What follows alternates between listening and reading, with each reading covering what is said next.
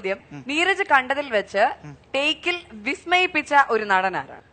അത് മോഹൻലാൽ തന്നെയാണ്. എല്ലാവരുടെയും ഫേവറേറ്റ്. ഞാനൊരു എക്സ്പീരിയൻസ് പറഞ്ഞുതരാം. പറയൂ. ദൃശ്യത്തിലാണേ, ഞാൻ ഈ ഫോൺ എടുത്തിട്ട് എനിക്ക് തെറി കേൾക്കുന്ന ഒരു സീനുണ്ട്. സീനുണ്ട്.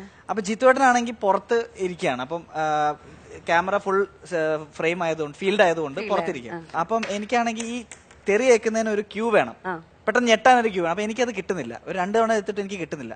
അപ്പൊ ലാലേട്ടനാണെങ്കിൽ തുടക്കത്തിൽ ഫ്രെയിമിലില്ല, പിന്നീട് ജോയിൻ ചെയ്യുള്ളൂ.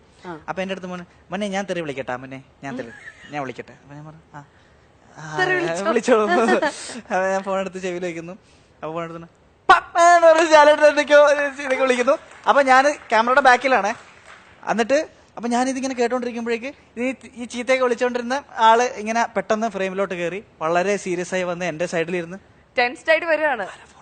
ആരാ ഫോൺ? പെട്ടെന്ന് ആ ക്യാമറയ്ക്ക് മുന്നിലേക്ക് കയറുമ്പോ ആള് സ്വിച്ച് ഇട്ട പോലെ ക്യാരക്ടറായിട്ട് എന്റെ കിളി പോയി. ചിലരൊക്കെ പറയുന്നത് ഞാൻ കേട്ടിട്ടുണ്ട്, അതായത് ലാലേട്ടൻ അഭിനയിക്കുമ്പോ നമുക്കൊന്നും തോന്നത്തില്ല, അതായത് എന്തോ അങ്ങനെ ഒരു ഫീൽ ചെയ്യത്തില്ല. പക്ഷെ തിരിച്ചത് ഫ്രെയിമിൽ വന്ന് കാണുമ്പോ ഒരു സ്ക്രീൻ പ്രസൻസ് ആണ് ലാലേട്ടന്റെ ഒരു ഭയങ്കര. എനിവേസ്, പുതിയ